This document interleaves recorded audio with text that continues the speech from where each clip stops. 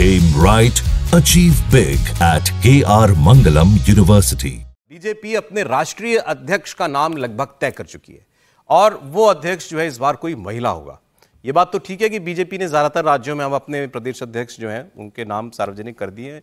वो प्रोसेस पूरा हो गया, मतलब अब राष्ट्रीय अध्यक्ष के इस नाम का ऐलान रह गया।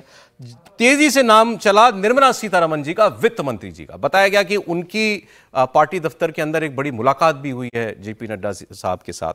और क्योंकि एक नाम ले देना ये बड़ा खतरे का सौदा होता है, क्योंकि फिर सीधा लग जाता है भाई गड़बड़ हो गई तो आपने तो बड़ी पक्का एक ही नाम कहा था। तो सब फिर ये नाम चला, सब महिला होंगी कोई, और 3 नाम आए फिर निर्मला जी के को मिला करके। निर्मला जी, उनके अलावा डी पुरंदेश्वरी जो कि आंध्र प्रदेश यूनिट की चीफ थी, वो उनका नाम, और एक वनती श्रीनिवासन जी, ये बीजेपी महिला मोर्चा की प्रेसिडेंट रह चुकी हैं, अध्यक्ष रही। लेकिन सबसे ऊपर नाम इसमें चल रहा है निर्मला जी का। अभी मुझे बता रहे थे सबसे लंबे भाई साहब की खबर आई कहाँ से, चली कहाँ से। हाँ सर, अब पक्की खबर में दम है या नहीं है?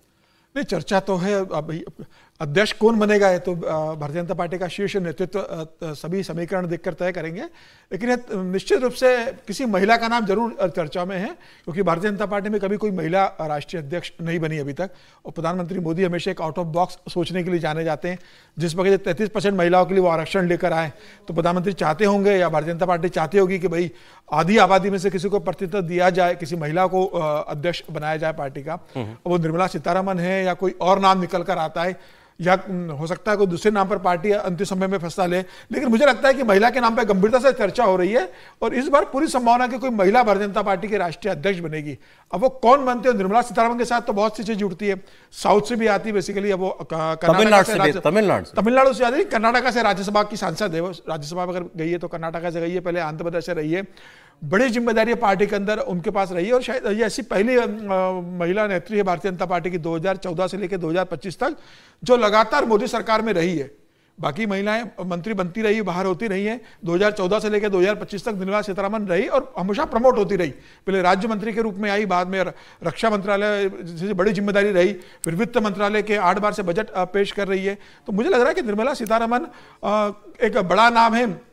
प्रधानमंत्री मोदी का एक विश्वस्त सहयोगी के रूप में आप देख सकते हैं, जो रक्षा मंत्री और वित्त मंत्री के रूप में जिस तरीके से परफॉर्म किया है। अगर परफॉर्म नहीं करती तो 8 बार से बजट पेश करने की स्थिति उनकी नहीं आती। तो एक बड़ा नाम है और मुझे लग रहा है संघ भी चाह रहा होगा जिस तरीके से आप इसको क्वाइट प्रोबेबल मानते हैं कि बहुत मुमकिन है? बहुत मुमकिन है, बिल्कुल बहुत मुमकिन, बिल्कुल बहुत मुमकिन है कि हो सकता है। ठीक है, त्रिपाठी जी।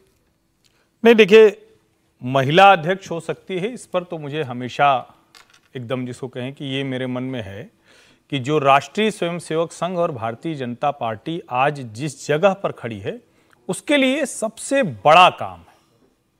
थोड़ा हिचकने वाला काम भी है, थोड़ा जिसको कहते हैं जो बार बार उसके ऊपर आरोप लगाते हैं उन आरोपों को किनारे करने वाला काम भी है।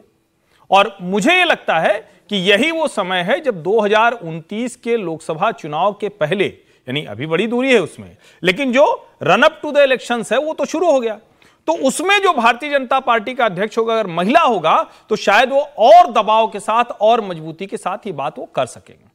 अब कौन होगा अध्यक्ष, इसमें मुझे अभी भी संदेह है, क्योंकि ये तीनों नाम दक्षिण भारत से हैं, इसलिए इनको सभी लोगों ने चर्चा में डाल दिया है। मेरा ये मानना है, मतलब अभी भी मैं मानता हूं कि ऐसा नहीं होने वाला है कि कोई दक्षिण भारत की वजह से अध्यक्ष बनाया जाए। महिला एक वजह होगी।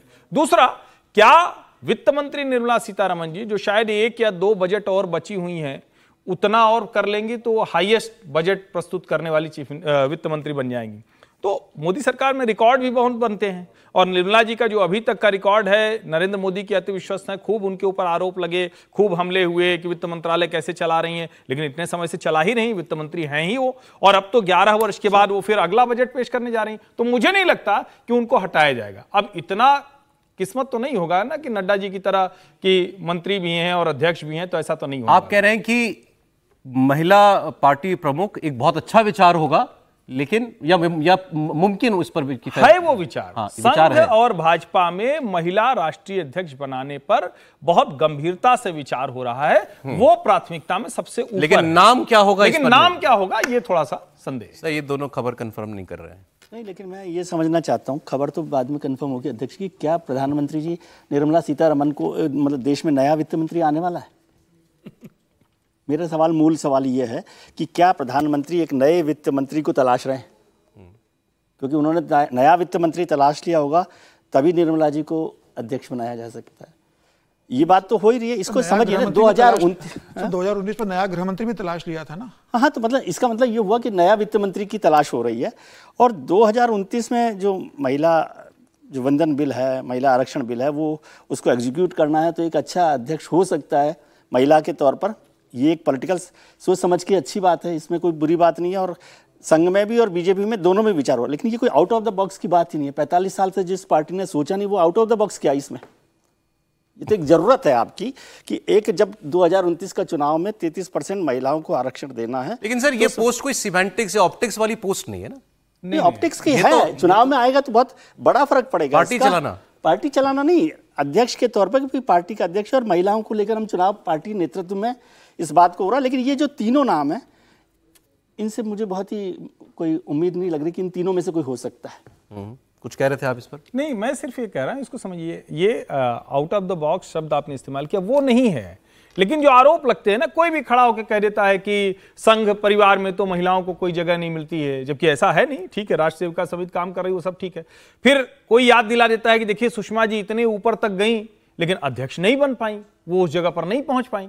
और अभी आप देखें तो जैसे अब दिल्ली की, अभी हम तुरंत तो चर्चा कर रहे थे, रेखा गुप्ता के मुख्यमंत्री बनने में एक बड़ी वजह थी, बाकायदा तय करके इसे किया गया कि एक महिला मुख्यमंत्री होनी चाहिए। तो मुझे लगता है महिला अध्यक्ष हो सकती है, नाम कौन होगा ये तो थोड़ा सा